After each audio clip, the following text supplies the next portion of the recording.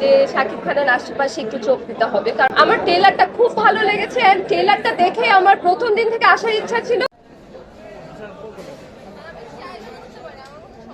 ভালো ড্রেস পরে আছে, দরকার নেই কিন্তু সবাই কিন্তু টি শার্ট পরা যাতে আদেশ আসছে।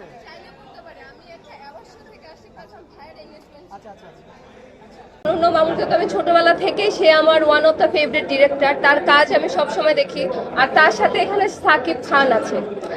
আমার ট্রেলারটা খুব ভালো লেগেছে। এন্ড ট্রেলারটা দেখে আমার প্রথম দিন থেকে আসার ইচ্ছা ছিল, বাট আজকে আসতে পেরে খুব ভালো লাগছে। আই হোপ সিনেমাটা, আই ডোন্ট নো, আমি জানি সিনেমাটা খুবই খুবই খুবই সুন্দর। জাস্ট দেখার জন্য ওয়েট করছি। আচ্ছা, শাকিব খান সুপারস্টার। তার সাথে বলিউড হলিউড প্রত্যেকটা তারকায় কাজ করেছে।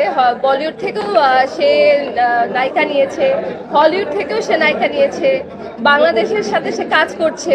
হয়তো আমাদের একদিন টাইম আসবে, বাংলাদেশের সবাই ভালো করতে পারতো, আমাকে নিলেও হয়তো আমি অনেক ভালো করতে পারতাম, বাট এটা তার চয়েস। আপনি শাকিব খানের সাথে কাজ করতে আগ্রহী? অবশ্যই, আমি কেন, আমার মনে হয় প্রত্যেকটা অভিনেত্রী শাকিব খানের সাথে কাজ করতে আগ্রহী হবে, কারণ সে একটা সুপারস্টার। তার সাথে কাজ করা, তার সাথে আমি বিগ স্ক্রিন শেয়ার করবো, it's a big deal for me. তাহলে এই যে মিডিয়াতে একটা রুমার আছে যে শাকিব খান বাংলাদেশে নায়িকা পায় না বলেই বিদেশি নায়িকা নেয়, তো এই রুমারটার বিষয়ে আপনার মন্তব্য কি?